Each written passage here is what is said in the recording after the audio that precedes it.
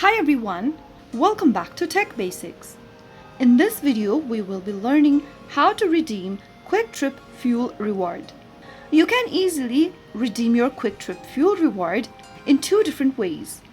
You can either do it at a pump or simply go ahead and redeem it in a store. If you want to do it on store, simply go ahead and let the cashier know that you have a Kwik Trip fuel reward you want to use before paying for in-store items. Either swipe your Kwik Rewards card or display the reward on your Kwik Reward app for the cashier to see. And the cashier will deduct the reward amount from your total purchase price. Another way you can redeem your Kwik Trip fuel reward is by simply going on and then, before you start pumping gas, insert your Kwik Rewards card into the designated slot at the pump.